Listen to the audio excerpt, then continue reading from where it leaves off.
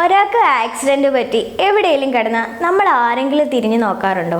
അല്ലെങ്കിൽ ഒരു പ്രായമായ അമ്മുമ്മയോ അപ്പൂപ്പനോ അല്ലെങ്കിൽ കണ്ണ് കാണാത്ത ഒരാളോ ഒരു റോഡിൻ്റെ സൈഡിൽ ക്രോസ് ചെയ്യാൻ നിന്ന് കഴിഞ്ഞാൽ നമ്മൾ മൈൻഡ് ചെയ്യാറുണ്ടോ?